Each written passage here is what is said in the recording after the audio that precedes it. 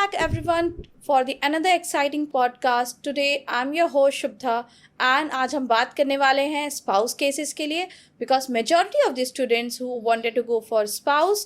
So आज हमने invite किया है Mr. Dipinder Bawa, CEO of Indo-European, to discuss कि स्पाउस कहाँ जा सकते हैं and majority of the countries जहाँ पे स्पाउस केसेस वैलिड है. So let's don't waste time, let's start the podcast for today. Welcome sir. Thank you Shubhada. Topic बहुत sensitive भी है और बहुत एक्साइटिंग भी है. Yes sir. You know because student visa के साथ कहा जाता है कि माइग्रेशन हो रही है, जो कि सच भी है ना किसी हद तक. तो प्लीज़ गो अहेड. तो सर अगर जैसे मैं बात करती हूँ यूरोपियन कंट्रीज़ की, तो सर क्या बेनिफिट मिलता है स्टूडेंट्स को अगर वो फैमिली लेके जा रहे हैं या अगर सिंगल भी मैरिड अगर हैं और सिंगल अगर ट्रैवल कर रहे हैं सर, तो क्या क्या बेनिफिट्स उनको मिलते हैं और कौन सी कंट्री उन्हें टारगेट करनी चाहिए? बिल्कुल जी, बेनिफिट इनके स्पाउस एप्लीकेंट्स के बहुत सारे हैं. अगर मैं आज बेसिकली एप्लीकेंट हूँ और मैं अपने स्पाउस को लेके जा रहा हूँ, अपने डिपेंडेंट बच्चों को लेके जा रहा हूँ, मेरे बेनिफिट्स डिपेंड करेंगे मैं कौन सी कंट्री में जा रहा हूँ. बिल्कुल ठीक है. सो भैया फ्री एजुकेशन भी है, आपकी फ्री मेडिकल भी है, राइट. आपको फुल टाइम काम करना भी अलाउड है. ये तो कुछ है. तो आई थिंक अगर हम एक एक चीज़ को पकड़ लेते हैं, जैसे हमने पता करा कि भाई फ्री एजुकेशन की बात करते हैं. तो फ्री एजुकेशन आपको कुछ कंट्री में मिलती है, कुछ में नहीं मिलती है. Got it sir.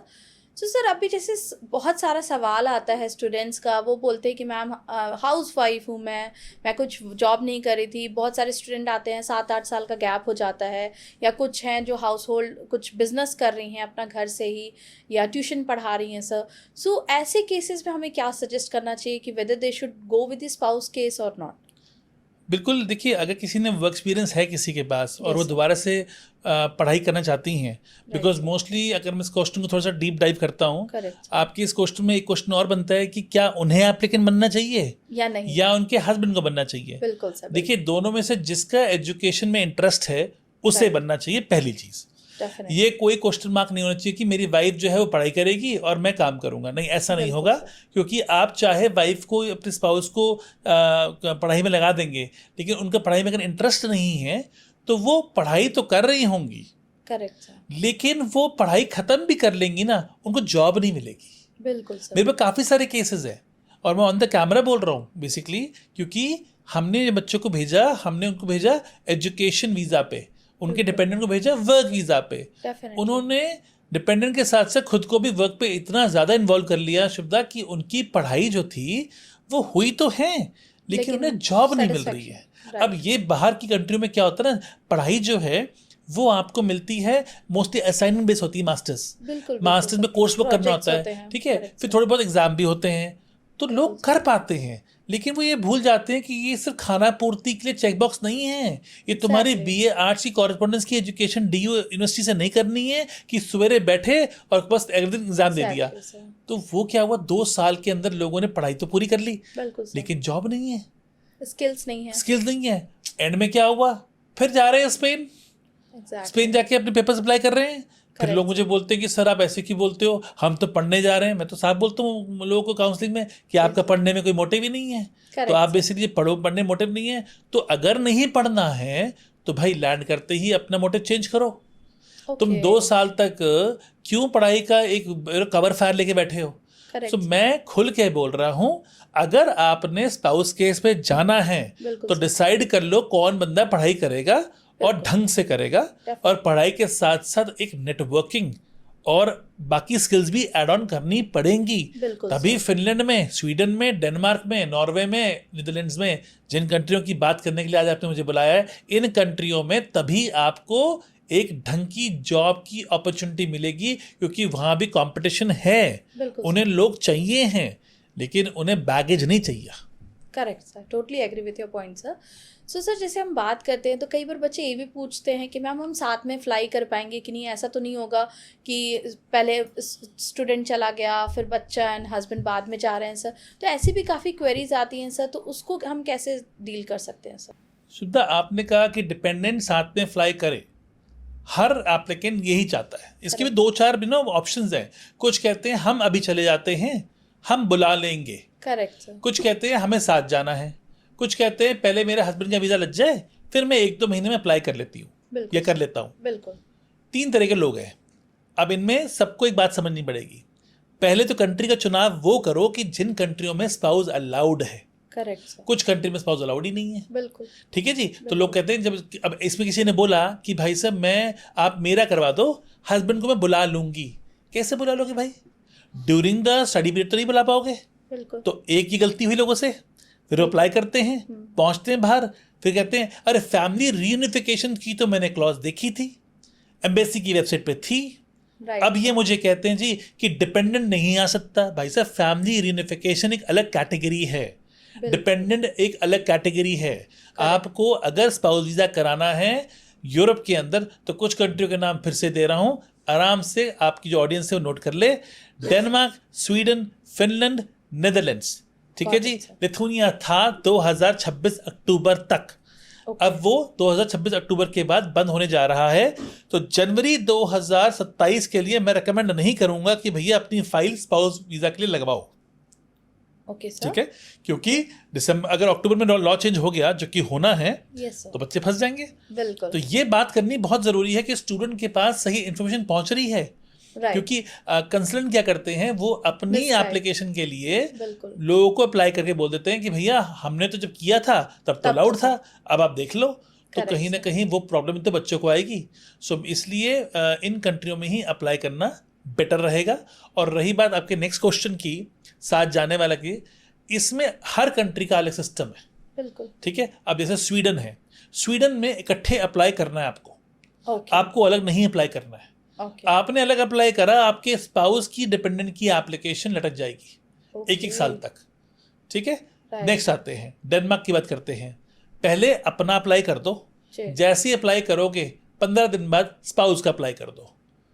अब इस पे मत पूछना कि भाई मैं क्यों इसको डिटेल में ऐसे बोल रहा हूँ, मेरा 25 साल का एक्सपीरियंस है, ज्ञान दे रहा हूँ, ले लो, काम आएगा। तीसरा आता है फिनलैंड। बिल्कुल जी, आप इकट्ठे अप्लाई करो, पर होता क्या, जब अप्लाई करते हो ना तो उनकी डेट्स होती हैं एप्लीकेशन पंच करने की, वो लेट हो जाती हैं, आपस में वो स्प्लिट हो जाती हैं। वो स्प्लिट क्यों हो रही है? पीछे से वो जानबूझ के डिले कर रहे हैं। तो फिनलैंड चाहता है कि पहले स्पाउस जो है वो आ जाए, सॉरी जो एप्लीकेंट है वो आ जाए, और फिर हम स्पाउस की प्रोसेस करें। ऐसा भी होता है। तो फिनलैंड में आप ये देखे चलना कि गैप आएगा। ये गैप कहाँ से शुरू होता है? जब मैं फाइल पंच करने जा रहा हूँ तब से शुरू होता है। आपने फाइल की डेट मांगी, स्टूडेंट डेट तो मिल गई आपको, स्पाउस की नहीं मिली। अब 15 दिन, 20 दिन, 1-2 महीने रुकना पड़ा उसको बैठ के। जैसी डेट मिली आपने पंच कर दिया, अब इसका वीजा आ चुका है, भाई इसको तो जाना है। अगर आप नहीं पहुंचोगे तो आपकी एनरोलमेंट तो कैंसिल हो जाएगी। सो इसलिए अब ये लेट हो गया। तो बच्चे चिल्लाता है कि आपने तो कहा था साथ भेजेंगे। सो अगर साथ ही जाना है जी, मैं तो अलाउ ही नहीं करूंगा जी। भाई देखो, कंजर्वेटिव फैमिलीज हैं हरियाणा पंजाब के अंदर, हम लोगों से मिलते हैं, आप भी मिलते हो, मैं भी मिलता हूँ। कई लोग कहते हैं सर हमें साथ ही जाना है। अगर ये क्वेश्चन है ना तो फिनलैंड को मार दो काटा। ठीक है। आप पकड़ो सिर्फ स्वीडन एंड डेनमार्क, और कंट्री नहीं है आपके लिए, अगर आप इस बात के ऊपर अड़ गए हो तो। अगर आप ओपन हो तो फिर नेदरलैंड्स भी है, फिनलैंड भी है। तो अगर हम बात करते हैं थोड़ा देर में भी आ जाए तो आपका नेदरलैंड्स हो गया, पहले बच्चे का वीज़ा लगता है, फिर स्पाउस का अप्लाई करते हैं। ठीक है। लेकिन अगर आप कहते हो कि नहीं मुझे तो फिनलैंड ही, आप फिनलैंड लोग क्यों मांगते हैं? क्योंकि पता है कि 6 साल में PR है, 6 साल रहना है, तो भाई कहीं तो कॉम्प्रोमाइज करोगे ना। एक तो एडमिशन फिनलैंड में मुश्किल से होता है, फंडिंग दिखानी पड़ती है, तो वो फंडिंग का चैप्टर अलग खोलते हैं बैठ के, तो वो उसकी वजह से आपको हर चीज़ नहीं मिलेगी, आपके सारे चेकबॉक्स टिक नहीं होंगे। Got it sir. So sir, जैसे आपने गाइड किया, क्योंकि मैंने भी बहुत सारे मिसकंसेप्शन देखे हैं, गलत गाइडेंस लोग करते हैं कि फिनलैंड में साथ फ्लाई कर जाएंगे। तो आई थिंक इस पॉडकास्ट के थ्रू हम काफ़ी बच्चों की क्वेरी भी रिजॉल्व कर दी, क्योंकि बच्चे यही कह के आते हैं फिनलैंड में साथ चले जाएंगे। सो वो आई थिंक काफ़ी अच्छा गाइडेंस सर आपने दिया है। नहीं, इसमें एक बात मैं और ऐड करता हूँ। फिनलैंड अभी एक मूव कर चुका है, एक प्रोसेसिंग में इनका चेंज, प्रोसेस में तो चेंज ले आए ये लोग। बिल्कुल सर। जो मैं देख पा रहा हूँ कि चाहते हैं कि स्पाउस 1 साल बाद ही आए। ये नोटिफिकेशन कहीं आई नहीं अभी तक, लेकिन वो डिले कर ला रहे, और ये इसको लॉ बना देंगे कि भैया फर्स्ट ईयर पूरा करो और तुम आ जाओ, फिर उसके अब तुम स्पाउस अप्लाई कर सकते हो। बिल्कुल। ठीक है जी। अब ये क्या करेंगे बेसिकली, जो 1 साल के डिप्लोमा होते हैं, राइट सर, उसमें तो बुला ही नहीं पाओगे। डिप्लोमा 1 साल का था, आप गए, आपने पढ़ाई करी, खत्म कहानी। तो आप बैचलर मास्टर बुला पाओगे तो बैचलर मास्टर्स का फर्स्ट ईयर पूरा करोगे, बोनाफाइड स्टूडेंट की कैटेगरी में आ जाओगे ऑटोमेटिकली। अब तो बुला लो, ये होने वाला है और बहुत जल्द होने वाला है। बिल्कुल सर। ठीक है, तो जैसे सर आप सजेस्ट कर रहे हैं, तो बच्चों को कब एप्लीकेशन लगानी चाहिए टाइमली, कि वो अपना इनटेक भी मिस ना करें और सारे प्रोसेस भी कंप्लीट हो जाएं? अब आपने ना बहुत कहते हैं ना $100 का क्वेश्चन पूछ लिया आपने। ये बहुत इंपॉर्टेंट क्वेश्चन था। पूरे पॉडकास्ट में से अगर कोई एक्शन में कुछ निकालेगा ना तो ये निकाल ले। बिल्कुल सर, क्योंकि ये क्वेरी आ रही है। ये क्वेरी नहीं है, ये तो अब इसका पूरा जो समरी है, इस पूरे पॉडकास्ट का जो निचोड़ है ना, वो ये क्वेश्चन में है। बिल्कुल सर। लोग कह रहे हैं हमें जाना है, बिल्कुल ठीक है जी, हम बैठे हैं अगस्त में, मैं गारंटी कहता हूँ 10 में से 8 लोग बोलेंगे जनवरी भेज दो हमारे को। सर वही अब जनवरी की सच्चाई सुन लो। जनवरी में डेनमार्क, स्वीडन और आपका फिनलैंड में प्रोग्राम ना के बराबर होते हैं। फिनलैंड में प्रोग्राम अवेलेबल हैं, अगर कोई फटाफट से 15 अगस्त से पहले अप्लाई कर लेता तो, ठीक है जी। लेकिन अगर हम बात करते हैं, बहुत कम प्रोग्राम है, डेनमार्क में तो है ही नहीं, स्वीडन में ना के बराबर है। तो अगर आपका फिनलैंड में नहीं हो पा रहा या आप नहीं कर रहे फिनलैंड, तो आप बेसिकली लेके चलो, मेन तो आपकी इनटेक सितंबर होती है। ठीक है, सितंबर मेन इनटेक होती है। अब बच्चा कहता है सितंबर इनटेक 2027 की, आऊँगा आपके मार्च में। बिल्कुल यही होता है, यही बोलते हैं लोग, यही होता है सर। बिल्कुल। और मैं अब स्क्रीन पे गवर्नमेंट की वेबसाइट लगा रहा हूँ, उस वेबसाइट के ऊपर लोग जाके चेक करें, स्वीडन 15 जनवरी को खत्म हो जाएगा। 15 जनवरी की गवर्नमेंट कहती है भाई गेट क्लोज एप्लीकेशन की। बिल्कुल जी, सितंबर 27 के लिए। ये मैं नहीं कह रहा हूँ, कोई सेल पिच नहीं है। डेनमार्क के अंदर मैं लिंक लगा रहा हूँ, वहां भी आप देखो 15 जनवरी से क्लोजर शुरू आता है। और ये कोई गाइड भी नहीं करता। और फिनलैंड आपका 3 जनवरी से क्लोज हो जाता है। तो बेसिकली होता क्या है कि स्टूडेंट्स आते हैं फरवरी में, मार्च में कि जी अप्लाई कर लेते हैं। हम क्या करते हैं, हम अप्लाई करवाते हैं, बिल्कुल करवाते हैं। स्वीडन में हम खिलवाते हैं उनको सेकेंड राउंड में, तो ना तो उनको एप्लीकेशन की स्कॉलरशिप मिली, ठीक है, उसके बाद उनका गारंटी नहीं कि एडमिशन आएगा। फर्स्ट राउंड जो है, जो आपने जनवरी में एप्लीकेशन की थी, उसका एडमिशन रिजल्ट, नेशनल रिजल्ट जो होता है, वो 4 अप्रैल को बाहर आता है, फर्स्ट वीक ऑफ अप्रैल में आ जाता है। तो उसके बाद लोग सीट कंफर्म करते हैं, रिजेक्ट करते हैं, तब जाके मई के एंड तक, जून के स्टार्टिंग में सेकेंड राउंड में शायद एडमिशन मिल जाएगा। और अगर मिल गया, भागो एम्बेसी के लिए, एम्बेसी में भाग रहे हो, अब एम्बेसी में जाके अप्लाई कर दिया, हो गया। अब यूनिवर्सिटी बोलती है अगर तुमने 5 सितंबर तक नहीं पहुंचे तो मैं कोर्स कैंसिल कर दूंगी। बिल्कुल इन सब के अंदर ना शुभदा, बेसिकली अभी इस साल से ना हमने सेकेंड राउंड में एडमिशन डालने बंद कर दी है, क्योंकि टाइम डिले होता है। बट टाइम डिले है, यूनिवर्सिटियों की कुछ ऐसी गाइडलाइंस है कि अगर तुम इतने दिन तक नहीं पहुंचे हो तो मैं आपको कैंसिल कर दूंगा और अपना रिफंड। अच्छा, कई यूनिवर्सिटी कहती है कि भैया अपना रिफंड इस डेट तक ले लेना, नहीं लोगे तो रिफंड नहीं होगा। तो बच्चा इतना कॉम्प्लेक्स में आ जाता है, लोगों को समझ नहीं आती। इसलिए मैं कह रहा हूँ कि अगर आपने स्पाउस को लेके जाना है, आपका मेजर इनटेक है सितंबर 27, उसके लिए आप आओ हमारे पास अभी, अगस्त 1 से लेके 31 दिसंबर के बीच में आओ, अपनी एप्लीकेशन को प्रोसेस करवाओ, अपने आईएलटीएस को समझो। आईएलटीएस 1 बार दो, नहीं निकलता तो 2 बार दो, नहीं निकलता तो 3 बार दो, या पीटी दो, क्योंकि आपका पीटी भी अलाउड है, ठीक है ना। स्वीडन में पीटी अलाउड है, आपका फिनलैंड में पीटी अलाउड हो जाता है। तो ये जो कंट्रियां हैं, इनमें आपने आना है, तीनों कंट्रियों में, और अप्लाई करना है, और अभी आना है। आपने कोई हमारे पास जनवरी में नहीं आना, फरवरी में नहीं आना। मैं फिर से बोल रहा हूँ, ये कोई सेल पिच नहीं है, ये सच्चाई है। मैंने आप लोगों को बकायदा वेबसाइट दे दी है गवर्नमेंट की, वहाँ सारी डेडलाइंस लिखी हुई हैं, इंटरनेट सबके पास है भाई, चेक कर लो, ठीक है। तो ये आई थिंक एक बहुत इंपॉर्टेंट पॉइंट है जो मैं चाहूँगा कि ऑडियंस जो है इस बात को सीरियसली ले। मैं नहीं कह रहा हूँ कि भैया मेरे पास ही आओ या हमारे पास ही आओ, आपने अप्लाई करना है, लेकिन आप अप्लाई इसी टाइम में करो, इसकी प्लानिंग अभी करो। बिल्कुल सर। सर एक बहुत अच्छा क्वेश्चन मेरे दिमाग में आया है आपके ही इस डिस्कशन के थ्रू।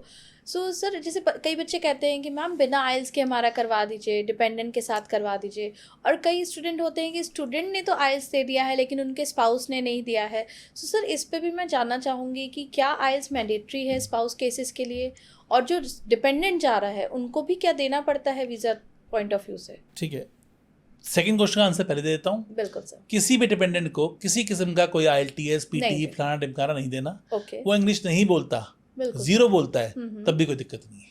कोई इंटरव्यू कॉल नहीं, कुछ नहीं, इंटरव्यू आए ना आए बात की बात है, वो भी सब्जेक्टिव है। Okay, देखो तो आपने 5 कंट्री की मुझसे बातें कर ली, बिल्कुल। अब मैं 5 कंट्री का आंसर इकट्ठा तो दे नहीं सकता, मुझे बिल्कुल 5 अलग आंसर देने पड़ेंगे। Yes sir. तो मैं कहूँगा आप इंग्लिश बोलते हो ना बोलते हो इससे मुझे कोई मतलब नहीं है, काम करते हो नहीं करते मुझे इससे कोई मतलब नहीं है। आप डिपेंडेंट हो और डिपेंडेंट के बिहाफ पे आओगे। आपके Okay, sir. स्टूडेंट का वीज़ा लग गया, बिल्कुल। आप आ रहे हो, पासपोर्ट है, आपने इतने पैसे दिखा दिए अकाउंट में, thank you so much. Okay, got it sir. ये है ये फैमिली रियूनिफिकेशन नहीं हो रही है, ये फैमिली डिपेंडेंसी हो रही है। करेक्ट। तो आप उसमें सिर्फ यही चेक कर सकते हो कि ये बंदा ऑथेंटिक है, इस पर कोई बैन तो नहीं लगा, इसने अपनी एम्बेसी फी पे कर दी है और इसके पास लिविंग एक्सपेंस हैं। यही हर एम्बेसी चेक करती है। तो आपका सेकंड आंसर क्लियर हो गया। बिल्कुल। अब आपका फर्स्ट क्वेश्चन था कि जी MOI पे जा सकते हैं, अगेन क्वेश्चनेबल है, ठीक है जी। क्वेश्चन क्या है, डेनमार्क, अब मैं इसको एक एक करेगा आंसर दूंगा। जी सर। तो अब हम बात कर रहे हैं एडमिशन बेस की, कि एडमिशन रिक्वायरमेंट की, क्या मेरे स्पाउस को एडमिशन मिल जाएगा, क्योंकि Right. भैया वही तो तुम्हारा आधार है, यस सर। उसी आधार के बिहाफ पे तो आप जा रहे हो। Correct sir. तो पकड़ो कंट्री नीदरलैंड्स। नीदरलैंड्स में IELTS चाहिए, बिल्कुल चाहिए, नंबर 1। क्या बिना IELTS के हो जाता है? देखो आज तक तो मैं बोलता था बिना IELTS के नहीं होता है। Yes, अभी मैं क्वेश्चन मार्क डाल रहा हूँ, मेरी बात चल रही है किसी यूनिवर्सिटी के साथ, शायद वो अप्रूव कर दे, लेकिन Okay. मैं अभी उस चीज़ को उन्होंने तो अप्रूव कर दिया, हम बिना IELTS के ले लेंगे। जी पर सर। जो IND इमिग्रेशन है उसका लॉ कहता है कि IELTS चाहिए है। तो बिल्कुल। थोड़ा सा मेरा अभी उनके साथ डिस्कशन चल रहा है। तो बिल्कुल इस क्वेश्चन में भी मैं अपना आंसर वही दिखा रहा हूँ कि 99% यूनिवर्सिटियाँ IELTS 6 बैंड बैचलर को चाहिए, 6.5 बैंड मास्टर को चाहिए फॉर नीदरलैंड्स। Okay sir. और नीदरलैंड्स के अंदर जानवरी इनटेक मिल जाएगी, ठीक है Got जी। it, sir. तो यानी कि अगर किसी को जानवरी इनटेक में जाना है, स्पाउस केस में जाना है, नीदरलैंड से अच्छी जगह कोई नहीं होगी। एक ही नुकसान है, लिविंग एक्सपेंसेस महंगे हैं और घर बहुत जल्दी ढूंढना पड़ता है, ठीक है। आगे आते हैं, आपका डेनमार्क में आते हैं, 6.5 बैंड चाहिए IELTS का, चाहे जोन सी मर्जी बैचलर में जाओ चाहे मास्टर्स में जाओ, ठीक है जी। स्वीडन में आ जाओ, आपको IELTS चाहिए 6.5 बैंड, अपनी बैचलर्स के लिए भी और मास्टर्स के लिए भी, या फिर CBSE ICSE बोर्ड या IB बोर्ड से पढ़ाई करी है तो IELTS वेव ऑफ मिल जाएगा कुछ यूनिवर्सिटियों में, सिलेक्टेड यूनिवर्सिटी में मिलेगा, सिलेक्टेड प्रोग्राम में मिलेगा, उसमें आप अप्लाई कर सकते हो। बिल्कुल सर। आगे चलते हैं, फिनलैंड के अंदर आपको IELTS मैंडेटरी है, बिल्कुल है जी। 6 बैंड चाहिए और 6.5 चाहिए, 6 बैचलर 6.5 मास्टर्स। डिप्लोमे प्रोग्राम मिल जाते हैं, बिना IELTS के मिल जाते हैं। अंडर ग्रेड डिप्लोमा मिल जाएगा, पोस्ट ग्रेड डिप्लोमा मिल जाएगा, 1 साल का होगा, IELTS के बगैर मिल जाएगा, पॉसिबिलिटी है। ओके सर, कुछ ऐसे भी स्टूडेंट्स आते हैं जिनका बजट बहुत कम होता है कि 10 से 15 लाख में मैम हमें स्पाउस केस करवा दो, या उनका मैक्सिमम ही 20 लाख का बजट होता है, सब स्पाउस लेके सब लेके। तो सर उनको हमें क्या सजेस्ट करना चाहिए कि कौन सी कंट्री जाएं, या उन्हें कुछ फंडिंग असिस्टेंस लेना चाहिए, या कैसे उनको प्रोसेस करना चाहिए? ट्यूशन फी हर कोई अपने बजट के हिसाब से लेता है। Right sir. अगर आपने जाना है कम बजट में, बिल्कुल सर, तो आप स्वीडन पकड़ लो। ओके। स्वीडन के अंदर बेसिकली एक सेमेस्टर की फीस भरनी है, 8 से 8.5 लाख रुपए आ जाती है, 7 से 8 लाख के बीच में आपको एक सेमेस्टर मिल जाता है, ठीक है जी। और आपको अगर डेनमार्क करना है 12-13 लाख रुपए, ठीक है। आपको करना है नीदरलैंड्स 12 से 15-16 लाख रुपए, आपको करना है फिनलैंड, सस्ता पड़ता है 10 से 11 लाख रुपए। बिल्कुल सर। ये प्राइसिंग आपको देनी पड़ेगी इन कंट्रियों में। Got it, sir. इन कंट्रियों के अंदर आप अगर ये करते हो तो बढ़िया है।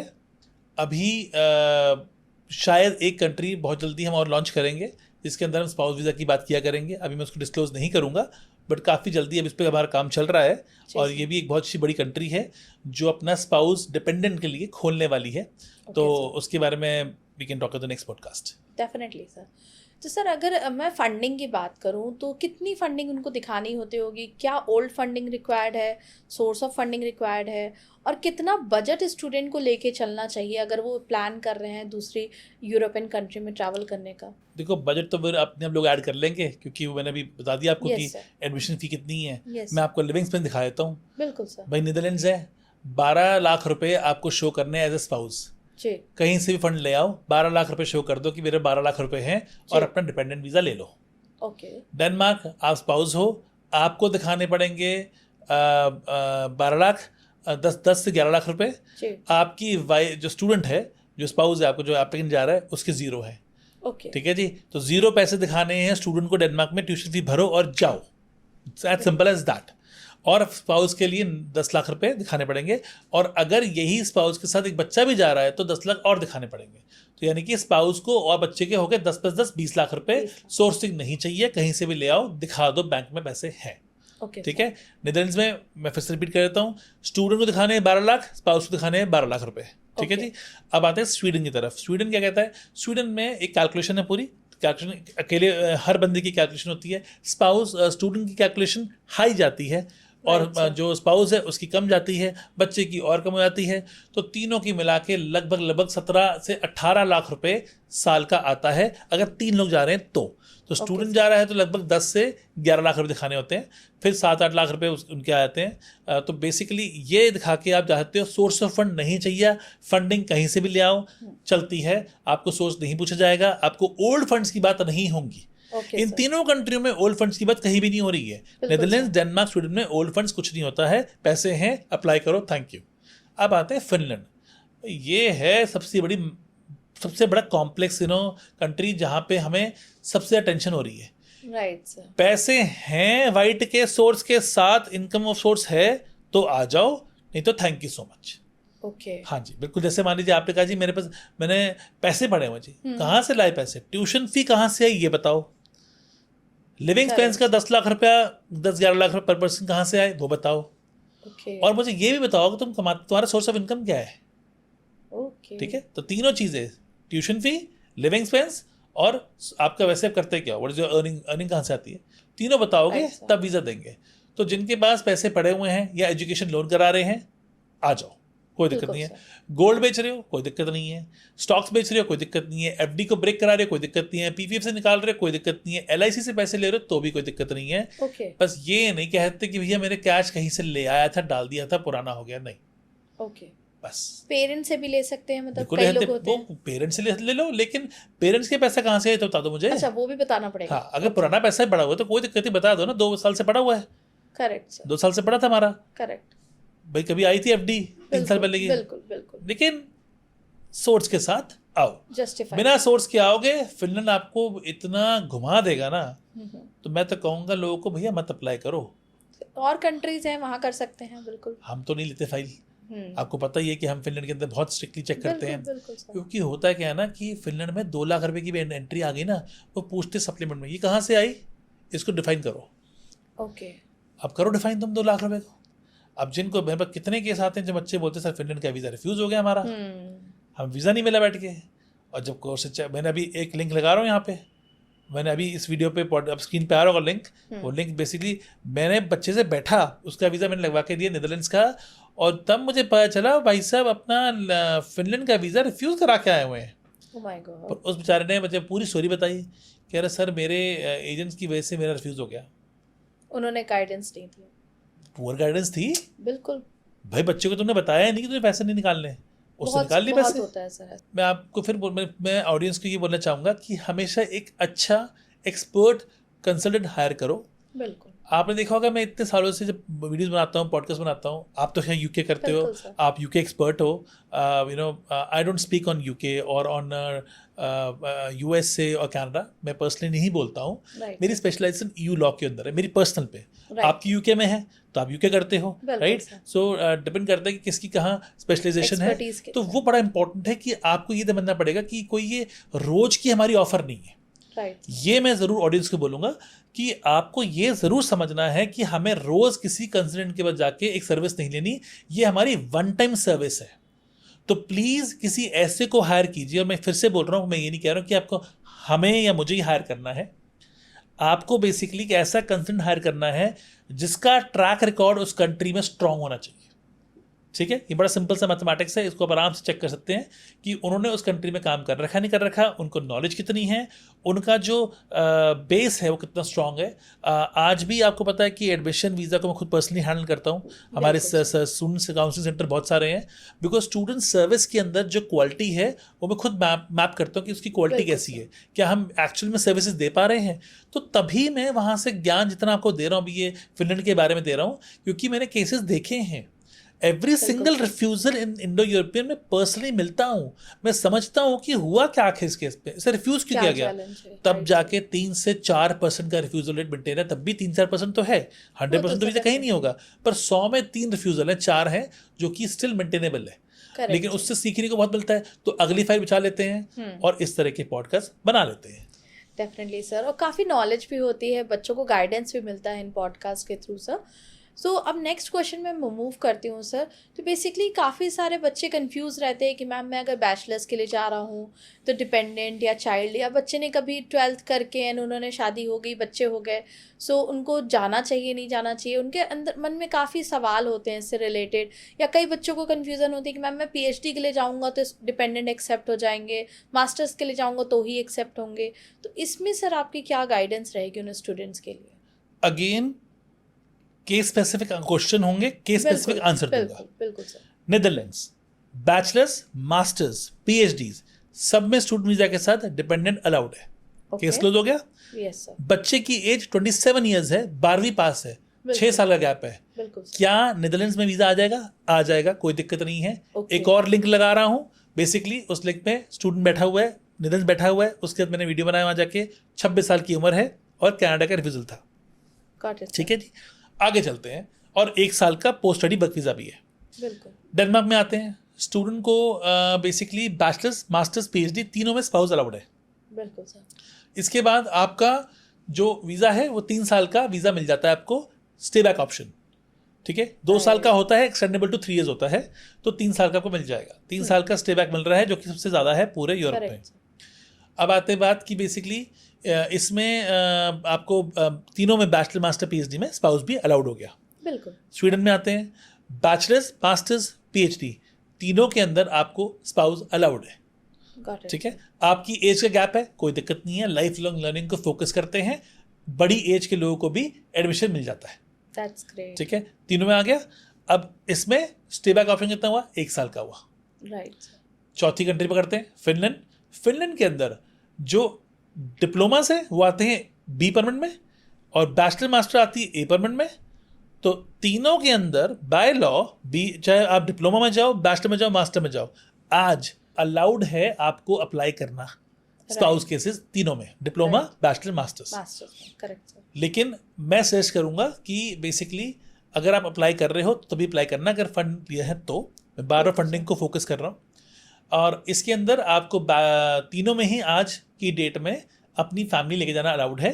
बिल्कुल सर। मैं सजेस्ट करूंगा कि अगर फैमिली लेके जानी है तो बैचलर, मास्टर में ले जाओ, डिप्लोमा का चक्कर में मत पड़ो। हम भी डिप्लोमा सेल कर रहे हो, खुद मुंह से बोल रहा हूँ कि भाई किसी भी टाइम पटाखा बच जाएगा। और वैसे भी डिप्लोमा के अंदर ना वीजा, अगर डिप्लोमा करना ही है, अगर जाना है, तो जिनके पास फंडिंग क्लीन है वो कर लो, उसमें फिर चांसेस जल्दी जल्दी वीजा आ जाएगा। ठीक है, उसके बाद आपका तो बैचलर, मास्टर, PhD तीनों में आपको स्पाउस अलाउड हो गया। ठीक है, और ये एक कॉम्बिनेशन बनता है। तो और बड़ी एज के लोग भी अप्लाई कर सकते हैं। सो अगर आपकी एज 40s में भी है तो आप मास्टर में अप्लाई कर लो, 30s में है तो बैचलर में अप्लाई कर लो, कोई दिक्कत नहीं है। ऐसा कोई चालन नहीं है। वहाँ पे लाइफ लॉन्ग लर्निंग का जो कॉन्सेप्ट है वो बड़ा क्लियर है। That's great sir. सो एक और से सवाल आता है जैसे बच्चों का, वो बोलते हैं कि मैं अपना डिपेंडेंट लेके जा रहा हूँ, तो अगर वाइफ एज अ डिपेंडेंट जा रही है तो उसका जो सोर्स ऑफ फंड है वो भी स्टूडेंट के अकाउंट में होना चाहिए, या उनका कोई जॉइंट अकाउंट दिखाना पड़ता है उनको फंडिंग के लिए? तो इसमें बेसिकली उनका अंडरस्टैंडिंग मुझे चाहिए कि वो जॉइंट अकाउंट खोल लें या इंडिविजुअल अकाउंट में सेविंग दिखा दे, कैसे करना चाहिए उन्हें? मोस्टली आपको इंडिविजुअल दिखाना पड़ता है। बिल्कुल। ठीक है, जहाँ तक मुझे याद आ रहा है फिनलैंड, डेनमार्क में आपको अलग दिखाना है आपको अपना। तो इस इतना कॉम्प्लेक्स नहीं है, डिपेंड अपॉन कौन सी कंट्री में जा रहे हो। तो आप कई बारी मोस्टली में आपको खुद दिखाना है अपना कि ये मेरा फंड है। ठीक है, कई बारी ऐसे डेनमार्क में है कि स्पाउस का पैसा एप्लीकेंट दिखाएगा। अच्छा, हाँ, ओके। ठीक है, और फिनलैंड में उल्टा है, तो आप बेसिकली वहीं दिखाते हो स्पाउस के इसमें। तो कोई इतनी कॉम्प्लेक्स चीज़ नहीं है। तो जब हम जिस दिन बैठेंगे बच्चे के साथ टीम में बैठेंगे तो उस पर्टिकुलर कंट्री में उसको डिटेल में समझा देंगे। तो ये एक कोई कॉम्प्लेक्स सिचुएशन नहीं है कि आपके अकाउंट में दिखाना है या मेरे में दिखाना है। जिस भी अकाउंट में दिखाना है उसमें पैसा ट्रांसफर कर दो, बस खत्म, एंड सॉर्ट हो जाएगा। मेन तो आपका सिर्फ फिनलैंड है ना जो मांग रहा है फंडिंग का, सोर्सिंग एंड मनी की ट्रेस कर रहा है। बाकी तो कहीं से भी ले आओ, कोई दिक्कत नहीं है। Got it sir. सर अभी जैसे सर काफ़ी सारे बच्चे आते हैं, वो पीआर पॉइंट ऑफ व्यू से देखते हैं कि कौन सी कंट्री उन्हें जानी चाहिए. और अभी आजकल काफ़ी क्वेरी जर्मनी को लेके भी उठ रही है सर कि जर्मनी में उनको स्पाउस के लिए जाना चाहिए कि नहीं जाना चाहिए. तो इसमें सर आपका थोड़ा सा गाइडेंस चाहिए था. जर्मनी है, लातविया है, काफ़ी, क्योंकि ये कंट्रियाँ काफ़ी पॉपुलर रही हैं लास्ट डिकेड में भी अगर मैं बात करूँ तो इन कंट्रीज़ में सर आपका क्या सजेशन रहेगा? शुभदा, मैं अभी ना सिंपल से एक आंसर दे दूंगा आपको. कॉम्प्लेक्स सिचुएशन नहीं करते. बिल्कुल. लाटविया में स्पाउस वीज़ा, जिसे डिपेंडेंट वीज़ा बोलते हैं, वो नहीं है. ओके. पीएचडी के लिए भी नहीं है. ओके. क्यों नहीं है? क्योंकि अगर आपको लाटविया जाना है अपने स्पाउस को लेके, आप जा सकते हो अगर आपकी यूनिवर्सिटी आपके लिए इनविटेशन लेटर बना दे तो. ओके. और वो बनाती नहीं है, अब नहीं बनाती, बंद हो चुका है. बिल्कुल सर. तो काटा मार दो. कोई बोल रहा है तो गलत बोल रहा है. टूरिस्ट वीज़ा अप्लाई करवा सकते हो. ओके. तो ऐसे करते करते तो बहुत सारी कंट्री आ जाएंगी. पर जर्मनी आपने बोला है, जर्मनी भी आप टेक्निकली यस से answer, yes sir. Practically complicated है. तो मैं इसको बोलूँगा अभी से अवॉइड करो. बिल्कुल. क्योंकि एक तो जर्मनी में इतना बच्चा जा रहा है, वही नहीं संभल रहा उनसे. तो डिपेंडेंट अगर जाने शुरू कर दिए तो उनका हालत ख़राब हो जाएगी. तो इसलिए मैं कहूँगा अभी जर्मनी में ऐसा ऑप्शन नहीं है. मैं फिर बोल रहा हूँ टेक्निकली पॉसिबल है पर कॉम्प्लिकेटेड है. वाया जर्मन लैंग्वेज जाता है रूट ये. तो पहले अपनी स्पाउस को जर्मन लैंग्वेज सिखाओ, ब्ला ब्ला ब्ला. सो उसको मैं अभी अवॉइड ही करूँगा. बोलूँगा मत ही अप्लाई करो. बिल्कुल सर. क्योंकि टाइम भी वेस्ट है एंड कॉम्प्लेक्स है ना. देखो 10 केस लगाने में एक निकल गया, 9 नहीं निकले, क्या फ़ायदा. राइट. मुझे पता है कि टेक्निकली तो मैं खुद ही मुँह से बोल रहा हूँ कि पॉसिबल है, लेकिन प्रैक्टिकल में दिक्कत पड़ जाएगी बंदे को. तो लोग बहुत ज़्यादा ना वो कहेंगे फिर मुझे करवाया क्यों. वो है ना, अब आपने एक डोर खोल दिया, अब 10 डोर और खोलने पड़ेंगे मुझे. तो मेरा सिंपल तरीका ये है कि भैया वहाँ आप जाओ ही मत. आप इन कंट्री को पकड़ लो. ये सिंपल कंट्रियाँ हैं, यहाँ पे आपको वीज़े आएंगे. बिल्कुल. यहाँ पे जिन कंट्री ने नाम दिए, नीदरलैंड्स, डेनमार्क, स्वीडन, फिनलैंड, इनमें वीज़े आएंगे. और एक कंट्री नॉर्वे भी है. एडमिशन मुश्किल से मिलता है, पैसे बहुत मांग रहे हैं, ट्यूशन फी हाई है, इसलिए मैं उससे इतना प्रमोट नहीं करता हूँ. पर नॉर्वे भी डेनमार्क, स्वीडन की तरह स्टूडेंट को डिपेंडेंट अलाउ करता है, पर महंगा बहुत है. बिल्कुल सर. एंड फिर वहाँ पे स्टूडेंट्स जाना नहीं चाहते क्योंकि उनको वही होता है कि उनको फंडिंग दिखानी होगी एंड ऑल. भाई फंडिंग दिखानी है, वहीं पे दिखानी है, ब्लॉक्ड अकाउंट दिखाना है, उसके पैसे दिखाने पड़ते हैं. एक्सपेंसिव कंट्री है, इसलिए मैं कम बोलता हूँ उस कंट्री के बारे में. मुझे पता है कि लोग भाई बोल तो बता दूंगा लोगों को, लेकिन फिर फंडिंग की बता देगी कि 15-15 लाख रुपए, 20-20 लाख रुपए तो फीस आ रही है. रहना खाना महंगा है. कंट्री तो बहुत अच्छी नॉर्वे, लेकिन वो भी मैंने डाल दी है कि अगर कोई चाहता हो कि भैया कोई पॉडकास्ट देख रहा हो मेरा भाई तो कि मुझे नॉर्वे ही जाना है, तो हाँ वहाँ भी पॉसिबल पूरा है. तो इन कंट्रियों में रहो और आपको स्पाउस का जो वीज़ा है वो मिलेगा ही मिलेगा. कोई प्रॉब्लम मैंने देखी नहीं प्रॉब्लम आती बच्चों के साथ अभी. बिल्कुल सर. एंड ये कंट्रियाँ काफ़ी अच्छी भी हैं अगर वैसे पॉइंट ऑफ व्यू से भी देखें. जो फैसिलिटीज़ कंट्रियाँ प्रोवाइड कर रही हैं फैमिली के लिए एंड स्टूडेंट के लिए, वो काफ़ी अच्छी हैं. तो definitely we should go for this. मैं कहता हूँ आप पूरे वर्ल्ड में चेक कर लो, बेस्ट स्कूलिंग कहाँ पे है. फिनलैंड में है. करेक्ट. ठीक है जी. Happiest country in the world. आपकी डेनमार्क आ गई. इसमें आपका जो फ्री एजुकेशन आ गई डेनमार्क के अंदर. आपका स्वीडन में फ्री हेल्थ इंश्योरेंस है. ये free health insurance, free education, ये स्कैंडिनेवियंस का कॉमन फ्रेमवर्क है. करेक्ट. ये सबको मिलता है. ठीक है जी. तो बेसिकली बच्चे का डे केयर भी फ्री है. आप अगर मान लो आपका बच्चा 1 साल का है, 1 साल का बच्चा डे केयर चल जाता है. 1 ईयर का बच्चा, तो बेसिकली आप 1 साल के बच्चे को डे केयर डाल दो, वो भी फ्री है. ठीक है. आपके स्पाउस को काम करना अलाउड है फुल टाइम. आपको पार्ट टाइम काम करना अलाउड है. अगर आप हो स्टूडेंट हो, part time in Finland 30 hours, part time in Sweden 15 घंटे, पार्ट टाइम इन डेनमार्क 20 घंटे. राइट. तो इस तरीके से आपको पार्ट टाइम अलाउड है, उनको तो फुल टाइम है ही है. और सर अभी जैसे हम पार्ट टाइम और फुल टाइम की बात कर रहे थे, तो मैं जॉब मार्केट के बारे में भी जानना चाहती हूँ. कैसी जॉब मार्केट स्टूडेंट को मिल जाएगी? क्या जॉब वो वहाँ कर सकते हैं? कितनी अर्निंग हो सकती है? 2 तरह की जॉब्स हैं. Student jobs, real jobs. Real job तो तभी मिलेगी जब आप बेसिकली एजुकेशन ले लोगे. अनटिल आप किसी विप्रो से आ रहे हो, कहीं से आ रहे हो, तो मैं नहीं बोल सकता हूँ. स्टूडेंट जॉब्स के अंदर स्टूडेंट अपने खाना पीने खर्चा निकाल लेते हैं. ठीक है. और ये और जॉब भी काउंट होती हैं. क्लीनिंग जॉब्स हैं, कोरियर जॉब्स हैं, डिलीवरी जॉब्स हैं, फैक्ट्रीज में जॉब्स हैं. जॉब्स हैं, लेकिन डिपेंडिंग अपॉन कहाँ जा रहे हो. अब जैसे फिनलैंड में ना बच्चा हमेशा अट्रैक्ट हो रहा होता है ये सारे पॉडकास्ट देख के सारा ज्ञान लेने के बाद अरे 6 साल में पीआर मिल जाएगी, 6 साल तो रहना है सिर्फ वहाँ पे, नंबर ऑफ ईयर्स कंफर्म करने होते हैं, नंबर ऑफ ईयर्स करने पड़ते हैं, हाँ करने पड़ते हैं, और वो नंबर ऑफ ईयर्स एजुकेशन की ईयर्स काउंट हो जाएंगे, बिल्कुल काउंट हो जाएंगे, स्वीडन में काउंट नहीं होंगे। देखिए ये फर्क है फिनलैंड स्वीडन में। लेकिन जॉब मिलने में जो थोड़ी डिफिकल्टी होती है शुरू में सबको होती है, पहले बता के चल रहा हूँ, मैं नहीं कह रहा हूँ जी अपने पॉडकास्ट में कि आ जाओ सब कुछ इजीली हो जाएगा, नहीं होगा इजी। शुरू के 3 महीने आपका थोड़ा सा आपके फंडिंग होनी चाहिए, अपने पास उतने पैसे होने चाहिए। तुम क्यों फैमिली को लेके गए थे भाई? तुम वीजा करा के रख लो पहले, बिल्कुल सही, तुम उन्हें मत लेके जाओ, मैंने नहीं कहा तुम वीजा मत कराओ, तुम वीजा करवाओ बिल्कुल और करा के रख लो। जब आप वहां पहुंच जाओ, एक घर ले लो, तो उनको बुलाओ ना यार। लोग मैंने देखा है, मैं काफ़ी I feel sad about it, but मैं क्या कर सकता हूँ एज ए कंसल्टेंट, मुझसे डिमांड आई, मैंने आके हेल्प प्रोवाइड कर दी।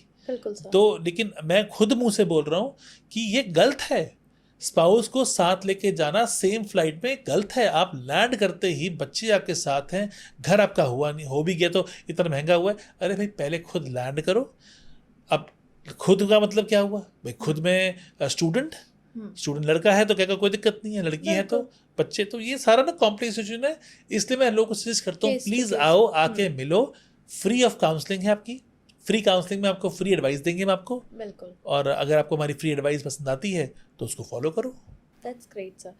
एक लास्ट क्वेश्चन सर मुझे पूछना था, काफ़ी स्टूडेंट्स आते हैं वो कहते हैं कि मेरा हाइब्रिड है, वर्क फ्रॉम होम रहता है, और अगर मैं जा रहा हूँ एज अ डिपेंडेंट तो क्या मैं वहाँ पे भी कंटिन्यू कर सकता हूँ अपनी जॉब, या मुझे फिर छोड़ के एंड देन स्विच करना पड़ेगा कोई यूरोपियन जॉब के लिए? नहीं, क्यों, आपकी जॉब इंडिया में है, आप अपना टैक्स नंबर इंडिया का चलाओ, अपना यहाँ पे टैक्स भरो, कोई दिक्कत नहीं है। किसने कहा आपको?